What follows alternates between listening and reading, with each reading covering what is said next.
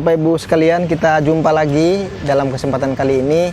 Saya sedikit berbagi informasi ya tentang dialektika sosial ataupun dalam literatur buku-buku tentang teori sosial sering menyampaikan kepada kita bahwa yang namanya teori sosial atau pengetahuan sosial itu sifatnya universal dan dinamis. Dia bahkan ada namanya teori relativisme. Kadangkala kita dalam diskusi, dalam debat bahkan kita melupakan yang namanya peran subjektivitas dan hal-hal yang sifatnya objektif, yang kemudian memunculkan perbedaan pandangan yang begitu keras. Ada benturan pemikiran yang membuat antara kelompok debat itu menjadi tidak ketemu pada satu titik. Karena apa ya? Menurut saya penyebabnya karena kita tidak saling memahami peran masing-masing. Kalau kita mampu melihat perkembangan tentang teori sosial atau prinsip-prinsip dalam pergaulan sosial, perbedaan pandangan, perbedaan persepsi maupun orang punya versi dalam melihat sesuatu, itu adalah sesuatu hal dalam teori sosial yang memberikan ruang bahwa itu silakan. Tidak ada batasan bagi seseorang menyalahkan orang lain dalam debat-debat atau diskusi-diskusi dan diskursus ilmu sosial. Nah, kalau kita mengerti ini maka clear semuanya.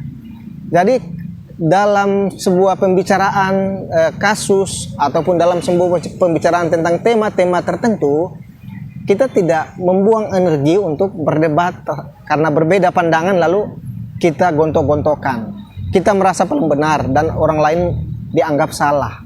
Klaim-klaim kebenaran ini yang sebetulnya menjadi pemicu kita untuk menjadi tidak bersatu, bahkan terlahirlah friksi atau perbedaan pandangan yang membuat pergaulan sosial kita terbatas dan terpecah belah.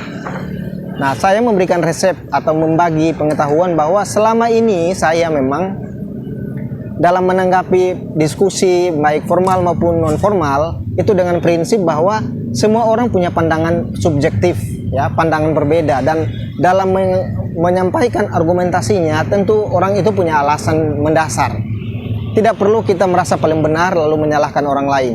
Misalkan orang memahami tentang pandangan agama yang dianggap militan atau yang dianggap terlalu fundamental dan radikal, lalu orang lain yang dianggap nasionalis dan bahkan yang moderat,